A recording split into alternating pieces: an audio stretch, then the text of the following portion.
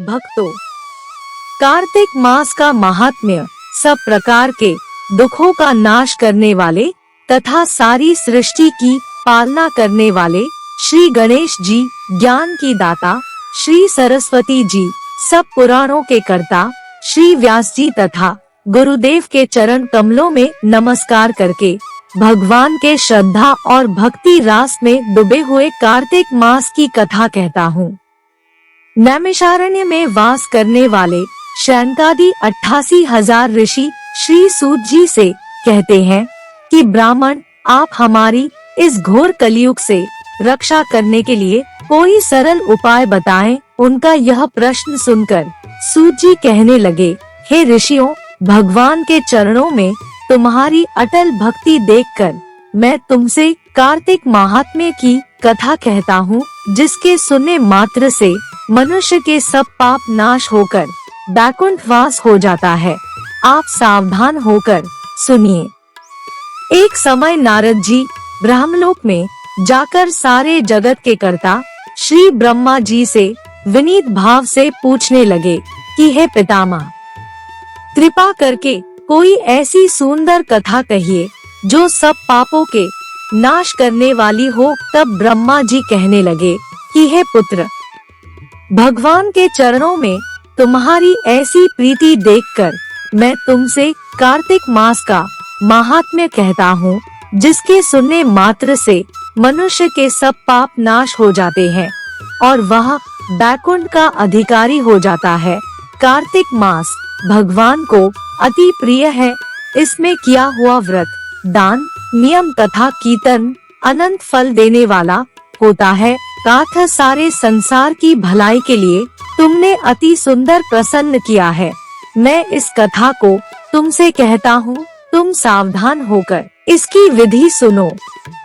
व्रती मनुष्य प्रातः काल ब्रह्म मुहूर्त लगभग 4 बजे उठकर शौचादि से निवृत्त होकर 22 अंगुल लंबा सुगंधित वृक्ष का दातुन करे, परंतु श्राद्ध के दिन, सूर्य तथा चंद्र ग्रहण के दिन, एकम, अमावस, नवमी, छठ, एकादशी तथा रविवार को दातुन न करे। जिस दिन दातुन न करनी हो उस दिन पानी से 12 कुल्ले करके मुंह को खूब अच्छी तरह से साफ कर लेवे।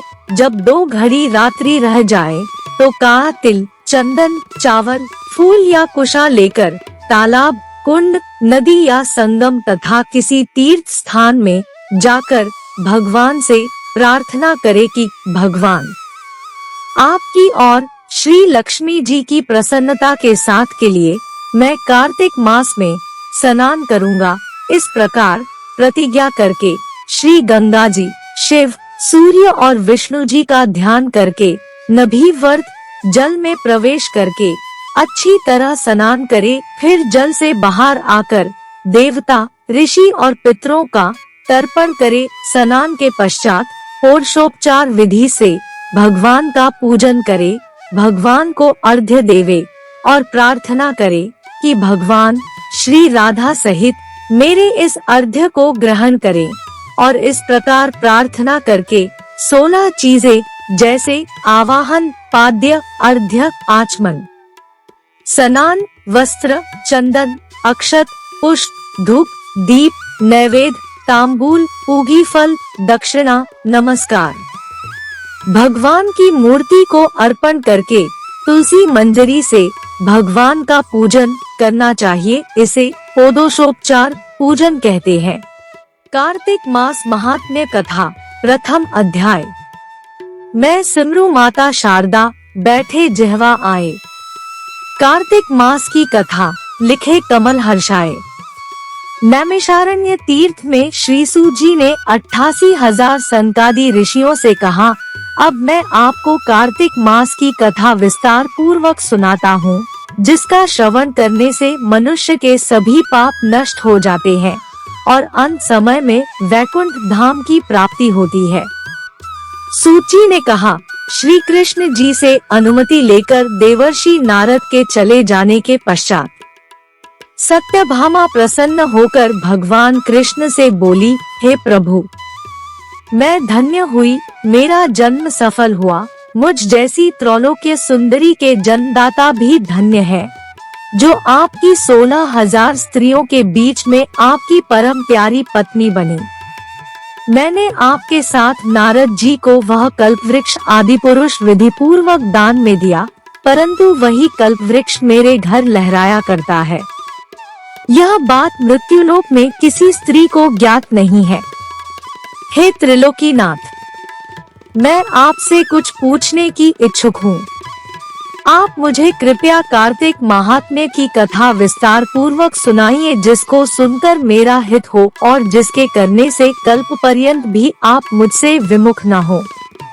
सूत जी आगे बोले।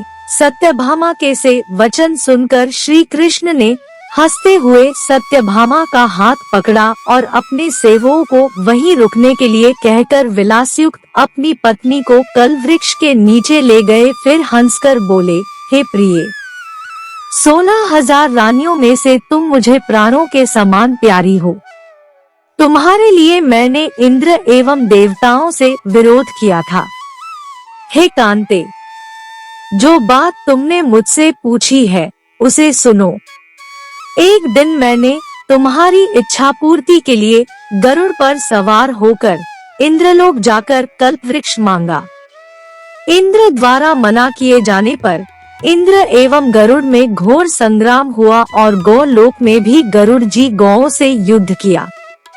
गरुड़ की चोंच से उनके कान एवं पूंछ कटकर गिरने लगे, जिससे 3 वस्तुएं उत्पन्न हुई। कान से तंबाकू, पूंछ से गोभी और रक्त से मेहंदी बनी। इन तीनों का प्रयोग करने वाले को मोक्ष नहीं मिलता। तब गौ ने भी क्रोधित होकर गरुड़ पर वार किया, जिससे उनके 3 पंख टूटकर गिर गए। इनके पहले पंख से नीलकंठ, दूसरे से मोर और तीसरे से चकवाचकवी उत्पन्न हुए। हे प्रिय, इन तीनों का दर्शन करने मात्र से ही शुभ फल प्राप्त हो जाता है। यह सुनकर सत्यभामा ने कहा, हे प्रभु, कृपया मुझे मेरे पूर्व जन्मों के विषय में बताइए कि मैंने पूर्व जन्म में कौन कौन से दान, व्रत व जप नहीं किए हैं। मेरा स्वभाव कैसा था, मेरे जन्मदाता कौन थे और मुझे मृत्युलोक में जन्म क्यों लेना पड़ा। मैंने कौन सा पुण्य कर्म किया था जिससे मैं आपकी अर्धांगिनी हुई। श्री कृष्ण ने कहा, हे प्रिय, अब मैं तुम्हारे द्वारा पूर्व जन्म में किए गए पुण्य कर्मों को विस्तार पूर्वक कहता हूँ, उसे सुनो। पूर्व समय में सतयुग के अंत में मायापुरी में अत्रि गोत्र में वेदांत का ज्ञाता देवशर्मा नामक एक ब्राह्मण निवास करता था। वह प्रतिदिन अतिथियों की सेवा, हवन और सूर्य भगवान का पूजन किया करता था। वह सूर्य के समान तेजस्वी था। वृद्धावस्था में उसे गुणवती नामक कन्या की प्राप्ति हुई। उस पुत्रहीन ब्राह्मण ने अपनी कन्या का विवाह अपने ही चंद्र नामक शिष्य के साथ कर दिया। वह चंद्र को अपने पुत्र के समान मानता था और चंद्र भी उसे अपने पिता की भांति सम्मान देता था। एक दिन वे दोनों कुश व समिधा लेने के लिए जंगल में गए। जब वे हिमालय की तलहटी में भ्रमण कर रहे थे, तब उन्हें एक राक्षस आता हुआ दिखाई दिया। उस राक्षस को देखकर भय के कारण उनके अंग शिथिल हो गए और वे वहां से भागने में भी असमर्थ हो गए। तब उस काल के समान राक्षस ने उन दोनों को मार डाला। चूंकि वे धर्मात्मा थे, इसलिए मेरे पार्षद उन्हें मेरे वैकुंठ धाम में मेरे पास ले आए। उन दोनों द्वारा आजीवन सूर्य भगवान की पूजा किए जाने के कारण मैं दोनों पर अति प्रसन्न हुआ। गणेश जी, शिव जी, सूर्य व देवी, इन सब की पूजा करने वाले मनुष्य को स्वर्ग की प्राप्ति होती है। मैं एक होता हुआ भी काल और कर्मों के भेद से 5 प्रकार का होता हूँ। जैसे एक देवदत्तक, पिता, भ्राता आदि नामों से पुकारा जाता है। जब वे दोनों विमान पर आरूढ़ होकर सूर्य के समान तेजस्वी, रूपवान, चंदन की माला धारण किए हुए मेरे भवन में आए, तो वे दिव्य भोगों को भोगने लगे। दोस्तों कमेंट करके बताएं कि आपको हमारी यह प्रस्तुति कैसी लगी। पसंद आई तो इसे लाइक और शेयर करें तथा चैनल को सब्सक्राइब करके मेरा मनोबल बढ़ाएं। नमस्कार। भगवान विष्णु की जय हो।